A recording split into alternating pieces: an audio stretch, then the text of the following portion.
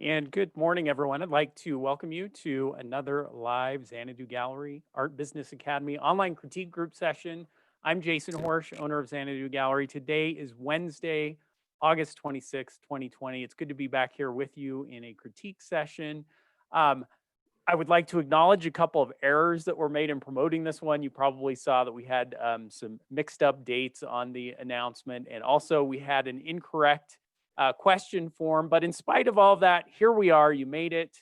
And I got some great feedback and comments about our featured artist, Murray Taylor's work. So I appreciate your input. I'm looking forward to having a great discussion today, as always. I'd like to begin by welcoming our featured artist, Murray Taylor. And Murray, you are in Phoenix, is that correct? Phoenix, Maryland, though. Oh, Phoenix, Maryland. Okay, that makes quite a difference. I saw Phoenix, and I, of course, assumed Phoenix, yeah, it makes about probably a 40-degree Fahrenheit difference from Phoenix today.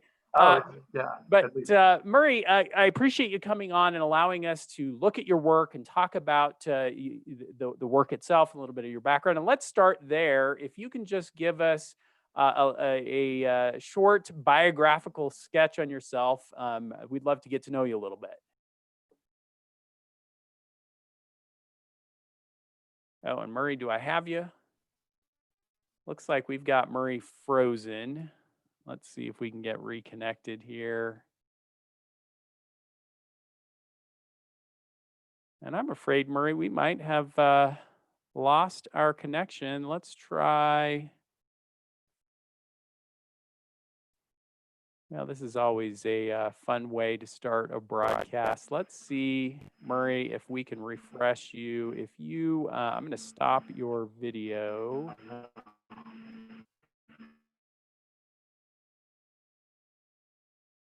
Might have a slow connection. Oh, completely lost Murray. Let's see if Murray can get back in. There's a first time for everything. And oh, there we go. Now I think I've got you, Murray. Let's try that again. I think I have you now. Yep. Okay, perfect. So let's start over. A little bit of a biographical sketch.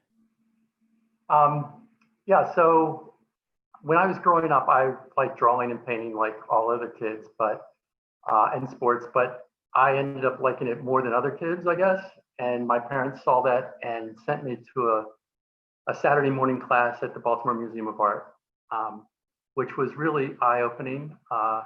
I thought about art differently. Did your parents have artistic tendencies? Were there other artists in the family? Not really, although my dad was good at drawing, and he would do that sometimes, but no, nothing formal. So that was interesting. I got to think about art differently than just simply making pretty pictures, although that's certainly part of it. So when I went to college, I knew that's what I wanted to do. I studied fine art there and philosophy. After college, I went to a prominent MFA program and talked to some of the kids there. I mean, now they're kids. At the time, they were older than me. But and the response I got was, you know what? You should just take your time and spend your time painting and just paint nonstop rather than spend your money here. And it was an expensive place. And between that recommendation and already being in debt for undergrad, I said, yeah, I have anxiety about how far in debt I am right now. So I'm going to go ahead and do that. And I have stayed true to that, where a lot of my friends who were in school with me have done other things and haven't painted in years. I've been painting consistently since college. And so were you pursuing art as your primary career or? Everything I've ever done for money has involved art, and painting. I sold paintings pretty early, but not for much money, and certainly not enough to live on. So I would take other jobs. I taught myself whatever I needed to know. At the time, computers were just starting to be used to make images. And I got in on that and learned a lot. I just taught myself how to make images for computer games, for publishing, for television. And so I've always had sort of some sort of gig doing that. And for the last 20 years, I've worked out of my studio solely. So I do contract work when I need to, but I'm in my studio all the time, painting more and more and doing less and less contract work as things have progressed. Excellent. And I'm gonna get back to some of that and ask some additional questions as we proceed. But let's jump in then and look at the work itself, and maybe talk to us a little bit about maybe the development and evolution of your style over time, where your interest in the different subject matter that we're going to see has come from, and kind of how your artistic vision has progressed. Yeah. So in college and shortly after college, when I was going to just paint all the time, I was awarded a studio in Baltimore City at an old school, and it was a great spot. And I painted a lot. And in college, I painted mostly figurative people, and these large paintings would be sort of like you've stumbled upon a scene, some sort of domestic scene or something going on that was intriguing with some dramatic lighting. I continued that for the first few years after college. And as people got, for a while, I had friends that would come and sit for me, and that was great. And I would say, hey, I'll give you a sketch if you come and sit for me, and I'll take you out to dinner afterwards. And so that was working. And then more and more people started having lives of their own, and that became sparser. And my time at the studio in Baltimore City ended, and I started painting out of my house and out of the garage or wherever I could. And at that time, I also started saying, you know what? The outdoors is always there. I don't have to pay somebody to sit. It's totally on my schedule. So I started painting outside. And I was a pretty good figurative painter. And it was a rude awakening. I mean, it was so hard.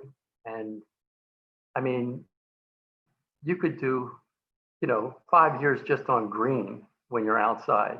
And it was very hard, but I kept at it. I really wanted to get better at it because I would look at my work when I bring it in and say, okay, it's pretty bad, but here are some things that are working. And I went through that iteration process lots and lots of times. I looked at other people's work and saw how they were using a certain language to make a tree or a certain language to make a field.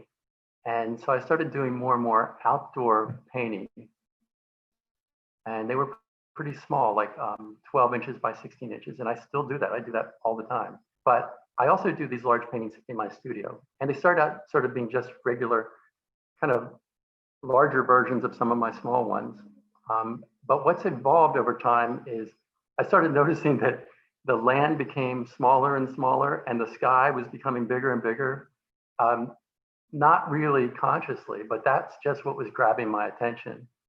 And it grabs my attention all the time and more, and it's almost like an obsession. When I'm driving around, I'm looking at the sky. I've got my deer in the back of my car, and lots of times when I have time, I'll pull over and just make a painting for 45 minutes or an hour because the sky inspires me that way. So that got me to sky, and what you're seeing now are this image here and another one just like it, that one. This is sort of this meditation. I guess about a year ago, 2 years ago, I heard this. I've been aware of the climate and the environment for a long time. I've been doing what I can to make a smaller footprint. But I read this thing that said, you know what could happen? The scientists don't really know what's going to happen with the clouds through this climate crisis. And it could be that our days are just either light gray cloud cover or dark gray cloud cover with rain.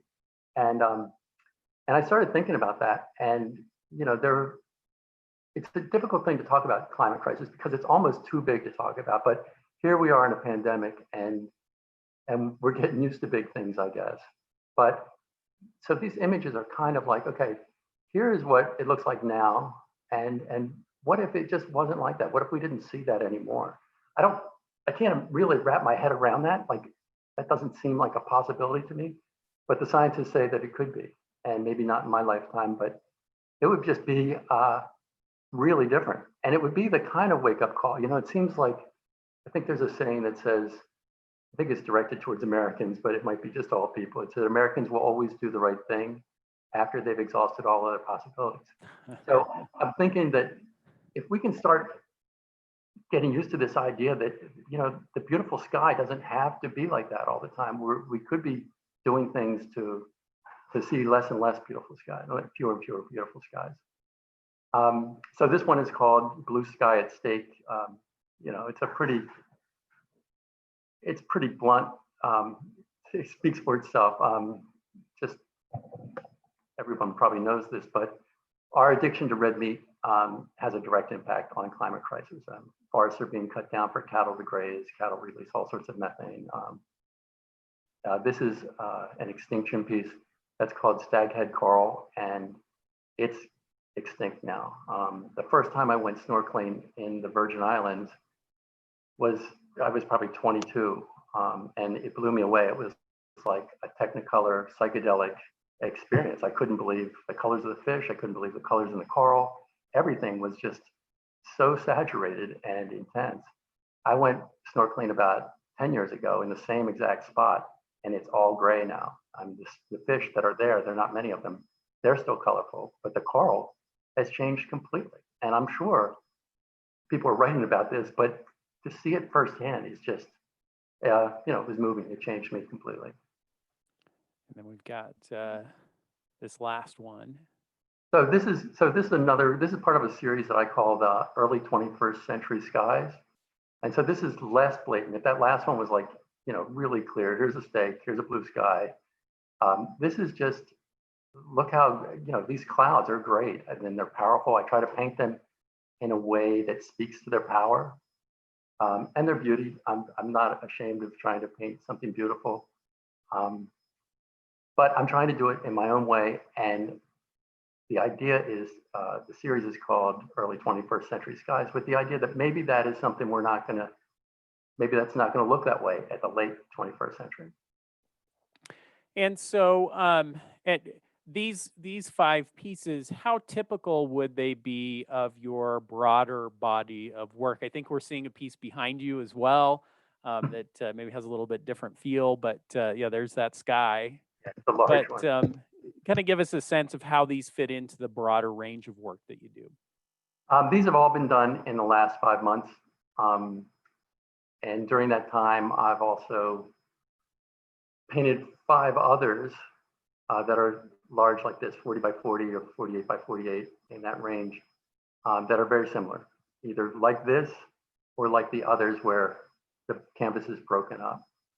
Another part of the broken up canvas is, I'm not sure about other people, but it seems completely clear to me the older I get that there's something else going on besides just the normal reality that we're seeing. And that's and not that we can do anything with that, but that's sort of a window into that too. Like, okay, we're seeing 2 things at one time. But the part that isn't, here, hold on one second. The part that isn't so obvious is that I'm doing these, what I didn't include in those 5 are smaller ones. So this is typical of the kind of just study I'll go out and do when the clouds grab me. So I'll do, probably 5 of these a week. When the clouds are good, I'll get out a lot. So it's pretty typical. I'm not doing figures anymore right now. Yeah. And so you talk to us a little bit about what kind of your current efforts are to show and expose and sell the work. Are you showing in galleries? What other exposure are you getting? Right. So I'm showing in 2 galleries right now, one in Delaware and one in Baltimore.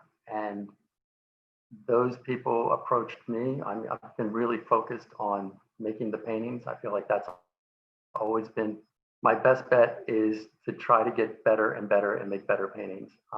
And these people have found me, either seen my work in a public place like a church or an office building that have commissioned work, and they've represented me, and they do a really good job. And so that's working out well. I have a couple designers that are just kind of friends, and they use my work when it fits into the right spot. But over the last 5 years, sales have been going up, and during COVID, I sold more than usual, especially in the summer. Usually summer's kind of quiet, and in the fall really picks up for me. Yeah, it's interesting to hear you say that. It certainly, as we entered March and April of this year, I think all of us had big question marks in our minds about how the market was going to go and how sales were going to go. And you are echoing what I've heard from many artists, what we've heard from many artists in these sessions. What we're experiencing in our galleries in Arizona is that indeed the market has been strong. People are being drawn to artwork almost in unexpected ways, considering everything that's going on. But certainly a positive affirmation to hear that from you as well. Um, and then let's take a look just very quickly at presentation. And again, would this be fairly typical of the format of the work? You've mentioned scale already, but would this be also pretty typical of the framing? That is, that's 24 inches tall and 48 inches wide. And yeah, so what I do when I frame them myself, especially the large ones, the smaller ones that I just showed you are normal kind of plein air kind of frames that I buy. But for the larger ones, I build these out of, it kind of ends up looking like a floater frame where there's a thin piece of black lattice recessed from the surface of the painting, nailed down, and then larger wood that sticks out a little bit from the frame. Yeah, that's very typical. In fact, it's exactly what happens on each one. And so, and then just give us a couple of quick more images. And then what I'd like to do is go ahead and I'd like to open up to the panel, and I'll keep showing the images. I'd love to get your impressions of Murray's work and any questions that you might have for him about the work and comments. For those of you in the video panel, you can just throw up a hand, or if you scroll over your screen, you should notice a hand icon down in the lower center, and you can raise your hand. It looks like I've got a couple of hands raised, but let me get my participant screen up here, and let me first go to if I can get here. Ellen, let me see if I can get Ellen in. You had a comment or a question. Yeah, can you hear me? Got you loud and clear. Okay, I don't know why my picture's not showing up this time, but anyway, I went to Murray's website. First of all, I love the sky. I'm really fascinated by the sky, and I study clouds all the time. So your work really fascinates me. It draws me in. But there's a couple of inconsistency things I noticed on your website.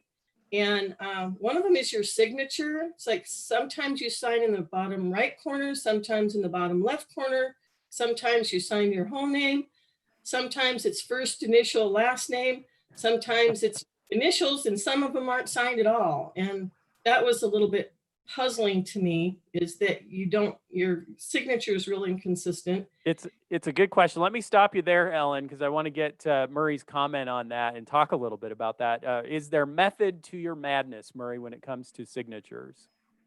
A little bit, and it might not be good, but here is the method. First of all, nothing leaves the studio without my signature. So if you see something that doesn't have my signature, it's because I took the photograph while the painting was maybe still wet, or I just hadn't signed it. I usually sign them after they're dry, unless somebody, this happens, buys a painting while I'm outside off the easel, then I signed it right there. But the other question is, let's deal with them in order. Where do I put them? And I tend to put them in a spot that doesn't get in the way of something going on in the painting. That one on that image right now could have been on either side because it's about the same. I don't really have a preference to the side, but usually I try and find some place that doesn't have much detail going on. And if one corner has more detail, then, or maybe the ocean is meeting some land, I don't want to kind of break that kind of feeling. The other thing is sometimes I put just MT. Those are usually small.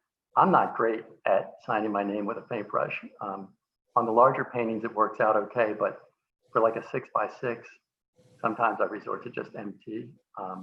And then the middle one is sometimes, although not much lately, probably a little bit older if I sign it M Taylor, but that's usually a 12x16 painting. So that's in between. Not a great answer, but that's the way it works in my brain. Yeah, and so and it's a great discussion. I don't think we've actually talked much about signatures in these sessions in the past. and from a gallery standpoint, and interacting with customers, my typical argument is that whenever possible, we want to be we want to be consistent about signatures and have them be where people would expect to find them. People will ask, "Hey, wait, where's the signature?" et cetera, et cetera. Unless there is a compelling reason to do otherwise. And I think what Murray's talking about makes a lot of sense. I've had several artists that I've worked with who, actually, I have at least one artist I can think of right now who, because of the nature of his work and the complexity of what's going on in multiple layers and its collage and paint, he has chosen to sign his work only on the back. And normally that would not be my preference because clients are going to ask about it. They want to see a signature. It gives them a sense of authenticity, even though obviously signatures can be reprinted as well, et cetera, et cetera. But it's kind of an expectation. And so when the question comes up for this artist, I explain to them, here's why he's signing on the back. Here's a small piece. Let me show you the signature on the back and how he signs it. And once they understand the reasoning behind that, typically it's not an issue. And the same thing would be true if you've got signatures in different places. As long as I can give a good explanation, here's why, and maybe in this piece why he chose to sign in the lower left instead of the lower right. And actually, in some ways, that can actually get the client involved and thinking more about the piece of artwork and the signature, and that can be a positive thing. I don't necessarily always want them thinking about that, and I would hate to have a gallery full of artists where signatures were sometimes upside down in the top left corner, and sometimes abbreviations, and sometimes not. I don't want to be spending all my time explaining that, but certainly there can be compelling reasons to have signatures in unexpected places. And again, as long as there's some logic behind it, usually we can make the case for it. Ellen, I think you might have had another comment as well, or another question. Yeah, can you still hear me? Yep, gotcha. Okay. Yeah, the other thing is that now in here, there's the title and the size and the price in the medium. On the website, that's inconsistent because sometimes there's the title and the size and the medium. Sometimes there's not, and there's not prices on anything. And when I go to any website where something's for sale, I want to know how much it is. And I, just would recommend a little more consistency on putting the title and the medium and the size on all of them instead of not having it on all of them. Somewhat sporadic. Response to that, Murray? No, I'm not good at staying on top of the website. There will also be months that go by where I don't upload new work. But it's true, I should be more consistent. Although I do leave off, I chose to leave off price from my website. And again, this might not be a good answer, and I'm not sure if it's well thought out, but the idea was to have people inquire through the galleries. Yeah, and certainly, and I have to, obviously, I'm gonna admit, oops, forgot to turn my ringer off here. Let me kill that. I forgot, yesterday, I had a client email us who said, I was in touch with one of your artists. He mentioned, I'm interested in buying a piece. He mentioned that you have several pieces and referred us to your website, and there's a piece there. We're very interested in it. And after some back and forth, we were able to close a pretty significant sale based on that interaction. And again, that the artist had referred the client to our website to look at some of the work. And so obviously, as a gallery owner, I'm going to have some bias here that I'm a big fan of artists referring potential sales and clientele, and kind of thinking of it as a division of labor. The artist is working to create the best work that they can and get it out there, get it into the galleries, and then the gallery is doing as much work as they can to promote and market and sell the work, and taking the logistics of the sale out of the off of the artist's plate. So I could definitely see some validity to that argument, that if you're really just trying to give information and refer them to the gallery. But I am going to agree with Ellen that you don't necessarily sabotage that process by including the value of the artwork on the website. And if anything, when a potential client is visiting your website, giving them that information and informing them kind of what range of price points they might expect helps them through the process of knowing how much more they're interested in inquiring from you about the artwork, and you can still then refer them to the galleries and process it that way. Now, it is, obviously there's a whole other issue involved with, oh my gosh, a website. It's work, keeping it up to date and getting the images, and that's not how I want to be spending my time. And I will tell you, I work with several artists who just don't even do websites.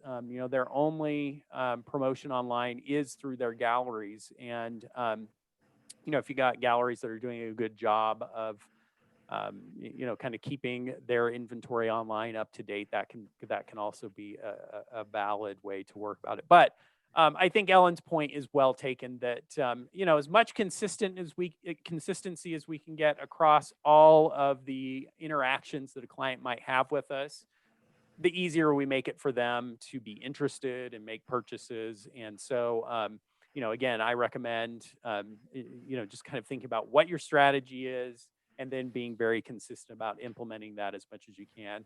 And also keep in mind that you don't necessarily have to do all of it. There are lots of artists that I know who will bring in an intern, so to speak, maybe an art student or something like that, and have them maintain the website and do the work.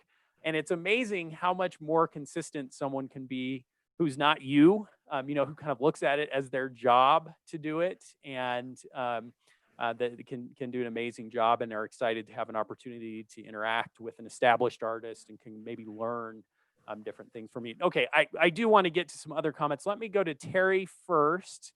Terry Sloat, if I can get you unmuted. And then I think I might have had one more as well. Good morning, Terry. Hi. Hey, Mary. I really enjoy your thoughts, and one of them, as well as your work, but the thought that struck me the most was your quote about, "I'm not afraid to paint something beautiful."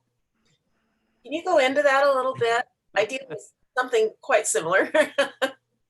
Right. So, yeah, I think I like all sorts of paintings, right? And in fact, it's rare that I look at a painting and can't get something out of it. And some of it is just beautiful. And that's fine. But it's really not me. I feel like I'm drawn to a more expressive mark, one where you can and not that. So that's not really right. I think they're beautiful, expressive marks. And guess what I mean is, I want to make something beautiful with maybe some messiness, and also I think there's beauty in the messiness. Maybe that's what I'm saying, is that there are all sorts of things that I think are beautiful that others might not. But I also like to have blatantly beautiful parts. I really focus on color. Oh, Murray, you're cutting out just a little bit. We may have a little bit of slow internet connection, but I think that's a great point. And there was a period, and I think in some art markets and among some critical circles, it's still the case, where the highest insult a critic could offer to a piece of artwork was that it was a beautiful picture or a pretty painting. That somehow it wasn't serious, or as Murray's mentioning, you look at what was going on in the 50s and 60s and early 70s, and like I say, it was kind of considered to be a lesser artwork if all you were doing was capturing something beautiful. And I'm going to agree. I love all different forms of artwork, and I love art history and seeing the different movements in art and different directions that things were going. But there are certainly also some times you just love to stand in front of a painting or a sculpture and have your breath taken away because it's just so stunningly beautiful. I don't think that that should necessarily be denigrated. Murray, I think we've got you back. Yeah, sorry about that. I think I was in the middle of saying that when you walk into a room with my painting, I would like people to be engaged with it right away, be taken by it. And I'd like them to know for sure that it's a painting right away, and not possibly a photograph or a print. I'd like them to know that this was made by a hand that made that mark that you're looking at. And then like the one that's on the screen now, I'd like them to take the next step. It's like, okay, something else is going on here. I wonder what it is. And sometimes it's obvious, and in this case, it's not completely obvious what's going on. And that might get them thinking on their own. You know, just I like to lead people into a spot where they're contemplating things themselves. Like even if it's just how to. Shoot, looks like Murray, we might have a slow connection or a bunch of users on Zoom in your area or something. I work. We're getting you in, Murray, but you sound like a robot and a little bit slow.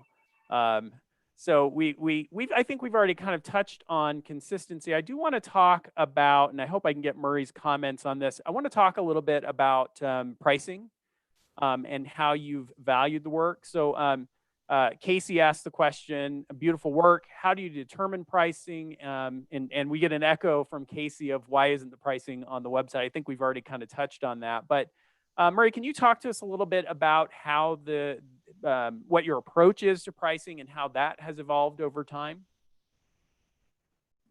Yeah, I'm sorry about the connection. I'm going to turn off my video if that's okay, just for a little while. Sure. Yeah, that certainly might help. Okay, so here I am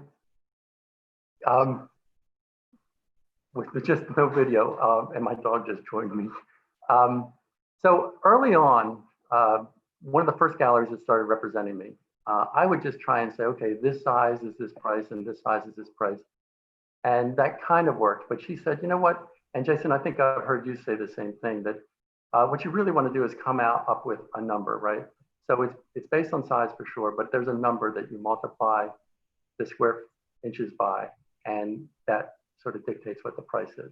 Now, it's not a linear scale. The smaller paintings, the number would be a little bit higher, or else it just doesn't work out if you just keep it completely linear. But that's what's worked. They slowly have risen, especially as sales went up. Both my galleries said we think we can raise the prices a little bit, and they have to be sort of in concert, because you can't have it selling for one price one place and someplace else less. So does that answer the question? Yeah, I think that's and it's a great answer. And I think what you're saying really echoes the experience that I see a lot of artists have with pricing over time. And you're right, it is what I recommend. Come up with as objective a process for valuing the work as you can, which then makes the valuing and the pricing consistent across your body of work. And then certainly over time, it's going to become a function of supply and demand. As the demand increases for your work, and as the tempo of sales increases, you are very naturally going to want to see an increase in the value of that work, and your collectors are going to hope to see an increase as well. It's a good signal for a collector who has acquired some of your work in the past to come into a gallery and see that the value of that work has increased. And what we find is that it's often the case that those increases in value almost have an inverse effect on what you might expect. The classic economic theory is that as you raise the prices, you're going to decrease the demand and therefore increase the supply. But what we find is that as values go up, it actually has the opposite effect, that you get more collectors. The collectors that you already have tend to buy more of the work, and it just has a very positive compounding effect over the course of time. So, don't be afraid. I think we often go into pricing with a little bit of fear. Oh my goodness, I'm asking too much, or if I increase prices, I'm going to hamper my sales. But we just don't see that to be the case. It should be expected over the course of time that the value of your artwork is going to increase. Let me go to just a few quick comments that were emailed in. We're just down to the last few minutes here. I've got an email from Stephen Estrada, who you must know, or at least he knows you. He says, "Hi, Marie. I was in the show with you at Anne Marie Art Center. Love your work. Totally consistent palette and surfaces. You're a master of the sea and sky." And then he asks, is the split screen element a new development? For example, Hard Logic looks like Maryland Eastern Shore. So challenging to capture that flat landscape, flat light. Three-pane composition breaks the plane and suggests temporal. Same filled at different seasons or time of day, perhaps, or like the view out of a speeding car window, momentarily seeing the rose, but the rest a blur. And so this is interesting. We got several comments kind of asking about, especially those three-pane or the split views.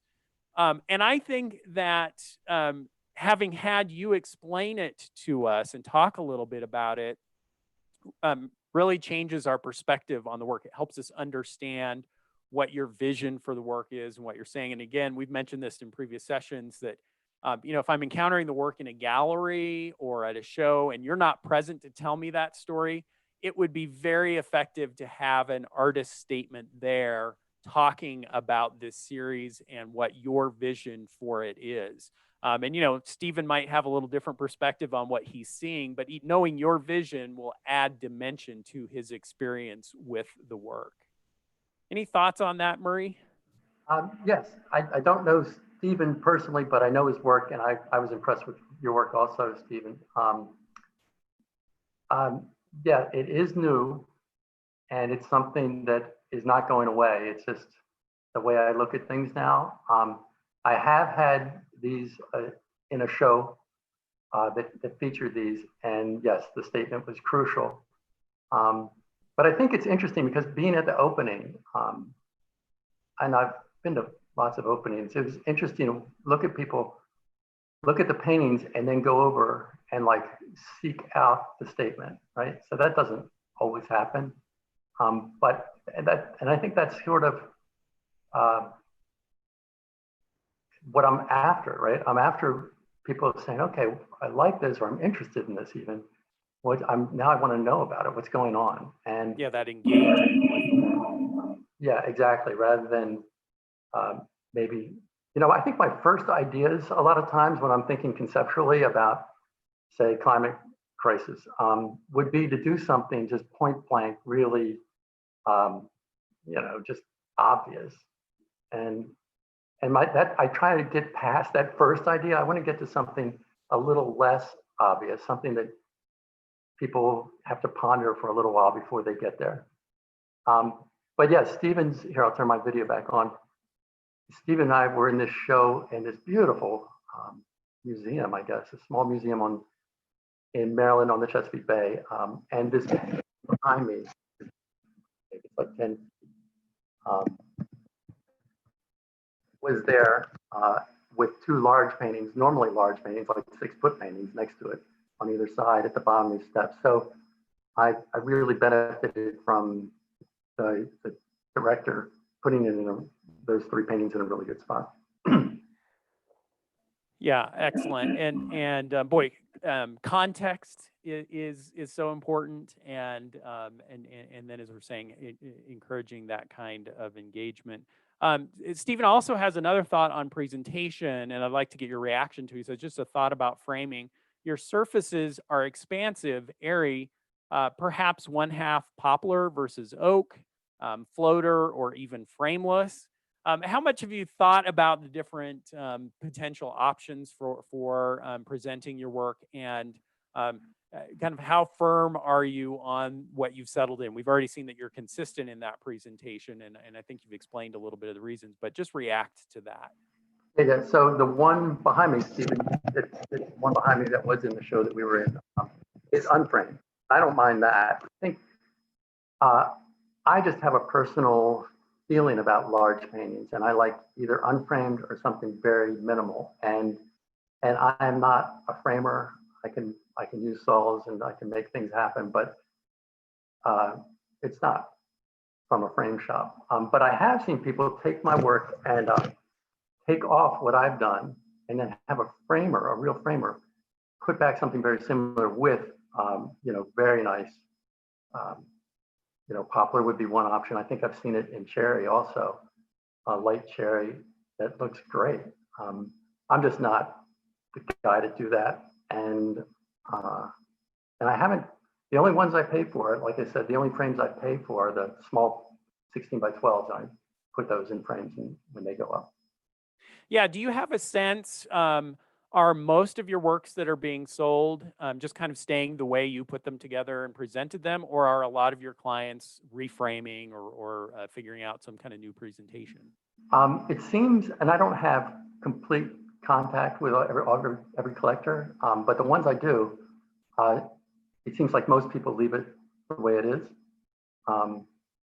But the people that don't end up with something very similar. Yeah. What I did, just nicely done.